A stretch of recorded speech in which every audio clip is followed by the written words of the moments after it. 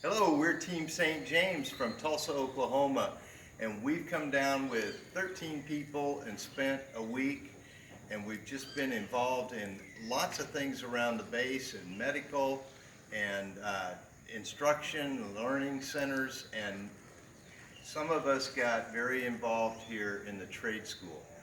So these members have all been a part of everything around the base.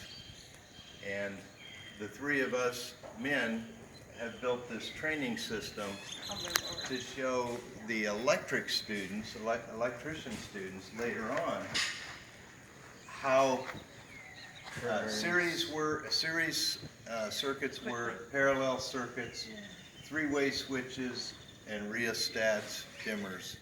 And this will be expanded upon in the future.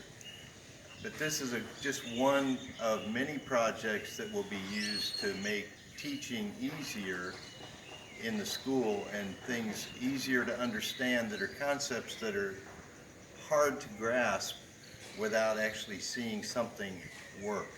So I'm just going to turn this on and run through a few things to show that what we can see with this. So this is a circuit that's all in series. And you can see that if we measure each of these, Blake, hold that up where he can see that. You'll see that there's a voltage drop, 34 volts. This one's 39 volts. This one's another 30, what was it? 37 volts. So each one is dropping the voltage, and over the whole thing, you should be able to see 118 volts. So it's all additive, and each one drops a portion. In this circuit, these little lights use almost no current at all. They don't give much light, but they're cool to look at. And we see that each one will have about the same voltage because these are wired in parallel. And there's no drop across each one. Well, the whole voltage drops against each one, but it doesn't take away from the others. So the current moves around.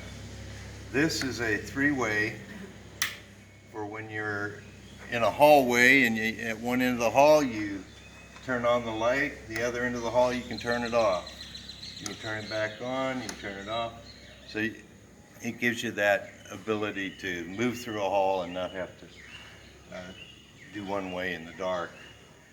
Here's a rheostat, and we can see really easily here measuring the current through this loop that when it's fully bright, it uses 1/2 amp. And as we dim it, the amount of power is also decreasing. So now we're down at 1/4 amp. And we can take it to 0. So that's just a quick discussion about how that works. We can plug machines or other tools on here and measure the load using the ammeter on it. So lots of good possibilities for training. I have a quick question for you, friend. When other people watch this video and they don't think they have anything to offer, can you speak into that? You know, Blake doesn't know anything really about how electricity works, but he was an extra set of hands and he helped me a lot yesterday. Bob and I put this whole idea together 2 days ago. You don't have to be an engineer to do this. It's not that hard, and it's just not for experts, it's for everybody. Right. Bring what you have. You The don't Lord have will anything use from it. anyway. Janet, do you have something you I want said to? if you don't think you have any skills, just come, because I don't have skills like this, but we had a gal with us who taught in the cooking school. We can work in the school and be hands there to help with the children. We play with the children.